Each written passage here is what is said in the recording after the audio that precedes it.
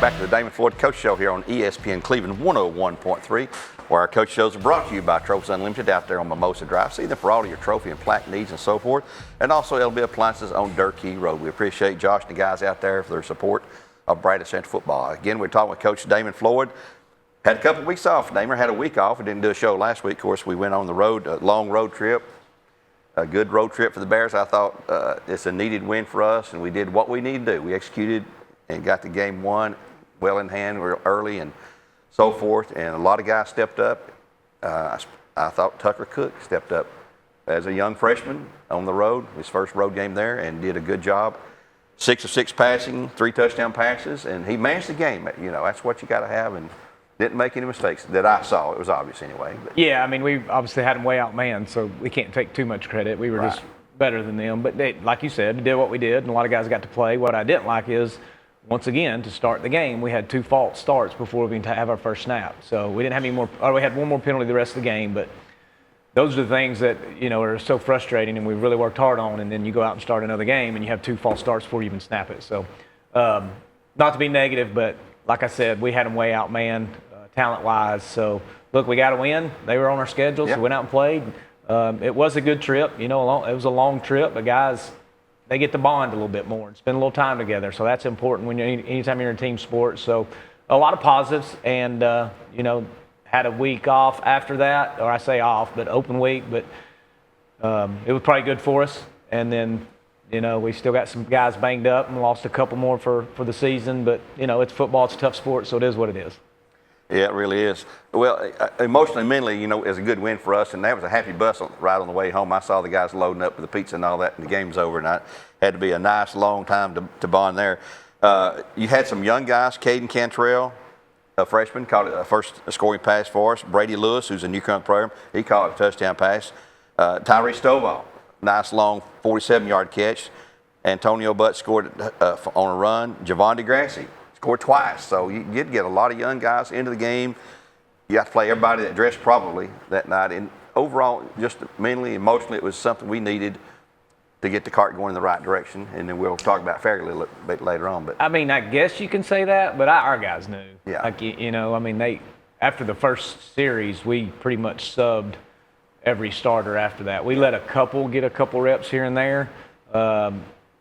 You know, like Wiley, as hard as he plays on defense and as much as he does, we promised him, hey, we'll get you a couple carries. So we tried to reward some guys like that. Tyrese catching the touchdown, like he could have scored 10 of them, but they could not guard him. But I went to Coach Burkhart and I said, hey, if you're going to throw it now, because it's about to get ugly and we don't want to keep throwing it and run it up. So, but, yeah, I mean, look, a lot of positives. Still some negatives as the coach part, but really, we didn't focus too much on that game. Right. No disrespect, but they're not like the teams we see. So coming up, you know, we got our hands full again. Well, and talking to you over the years, you're never going to have a perfect game. You're a perfectionist. You want perfection. It's never going to happen, of course, but, you know, you try to do what you can do. I looked at the stats, and I saw 22 different players were credited with tackles. Yeah. That's a lot of players. Of course, you played everybody and their brother. You know, if you dressed, you got to play there.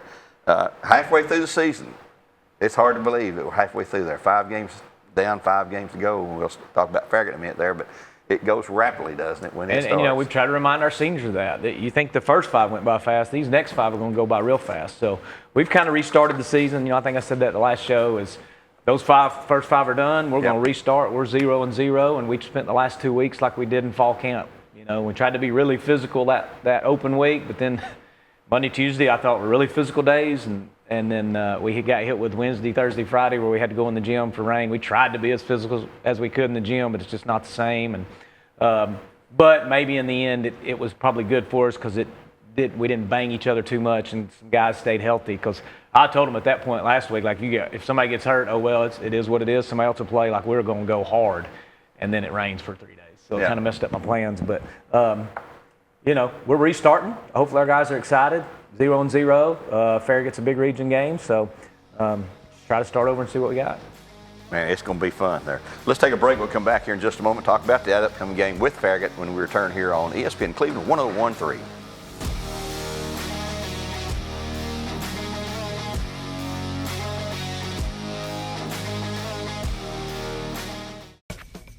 Welcome to L&B Appliances, serving the greater Cleveland community for over 30 years. Family-owned and locally operated, L&B Appliances specializes in top name brand appliances like Whirlpool, Maytag, and Amana. Stop by the showroom today and speak with our sales and service team about your appliance needs. Financing and free delivery is available for those who qualify. L&B Appliances, large enough to meet all your appliance needs, small enough to appreciate your business.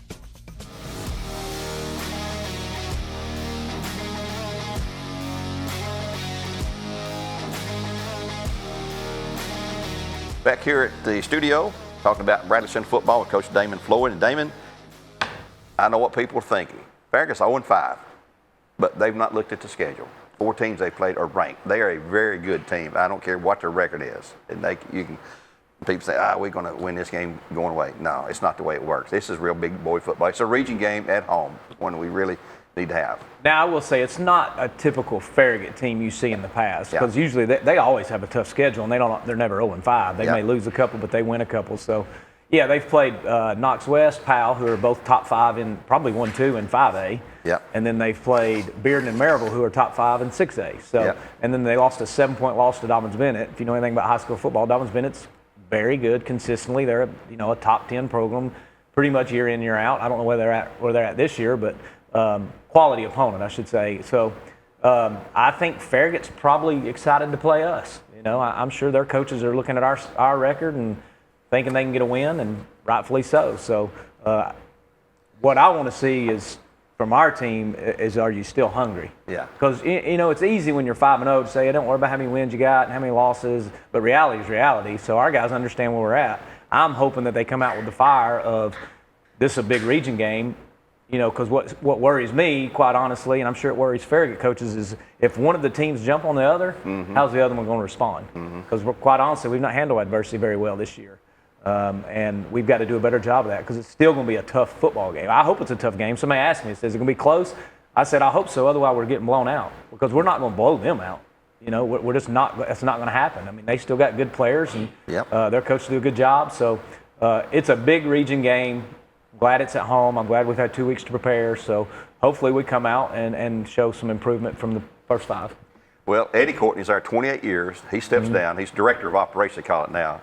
His son Jeff is taking over. Do you see any changes or any major changes at all? No, because, and I got a ton of respect for Coach Courtney. He is really one of the good guys in this business, and I've got to know him very well because of how much we've played him in the years. But anyway, his son, Jeff, has always ran the offense.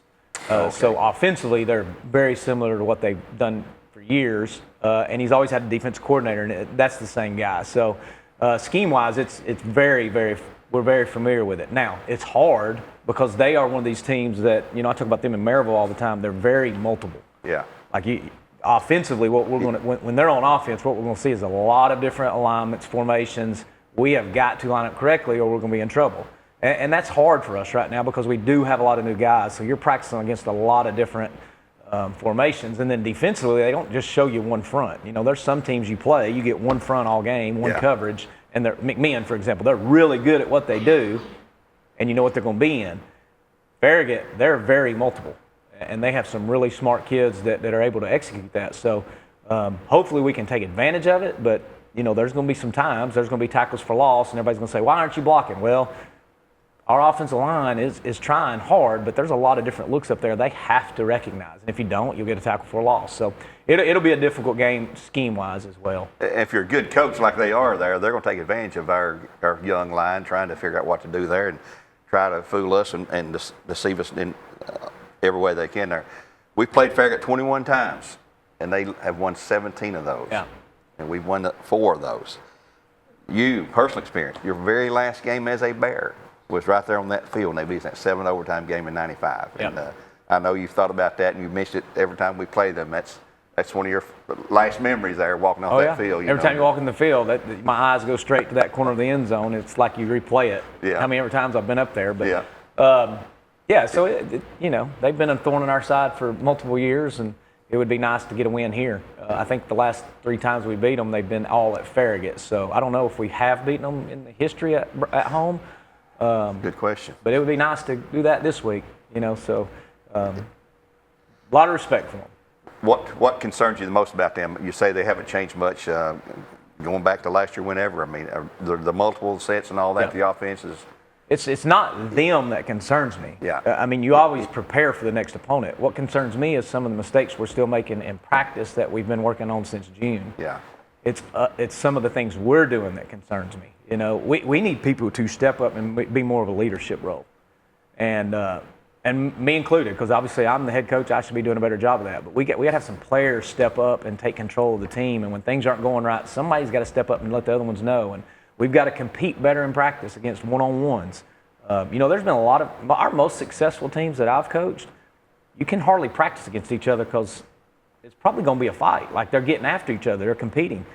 This group, sometimes we don't necessarily do that, and they brother-in-law too much, if I'm being honest. And we've got to go, no matter who's across the line, we got to go. Yeah. And if a fight breaks out, then we'll break it up and we move on to the next one. But that's the things that concern me. Is like why we're, and look, I know a lot of these guys are young, and these freshmen are going up against, you know, a senior or a junior, and sometimes they're intimidated. But we're trying to get to the point where they just go out and play. And if you get whipped, you get whipped. Play then the next play. So to answer your question, that's what concerns me. Forget about move on to the next play. You can't dwell on that there.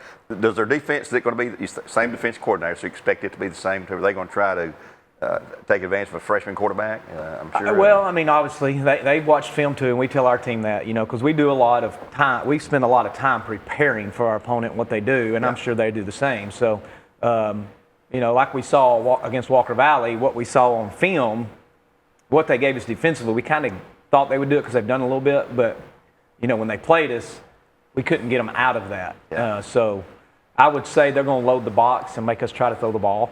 And, you know, we have got, when we do run the football, we have got to be gains. You know, I tell our team, just gain 3 yards. Just gain 3 yards. If we gain 3 yards, I've already promised them, if we gain 3 yards, we're going to go for it on 4th down. Every single time, I don't care where it's at on field position. But if we do throw the ball, then we've got to connect. We've got to catch. We've had way too many drops. We've got to protect. But, yeah, we got to help Tucker out and run the football to have success. I also told our team this. We're getting killed in special teams. Our field position has been horrible all year. Yeah. Part of that's because our offense got to pick up some first downs. The other part is special teams has just got to be better. We're not flipping the field, so it's put our defense in some tough situations. So our defense obviously has to play well for this to be a ball game. Well, it's going to be fun. It's going to be Friday night. It's going to be a home game. Hadn't been home in a while. Feels like forever. There'll be a 7 o'clock kickoff Friday night. We'll have it live on the radio at 5:30 on ESPN Cleveland 101.3. I encourage everybody to come out. Should be a fun night. Good weather. It's going to be dry. Yeah, finally heat's gone. So heat. Oh yeah, that heat's gone. So we're ready for good fall football there. Until next time, for Coach Floyd, this is Gary Ownbey saying so long for now. God bless and go Bears.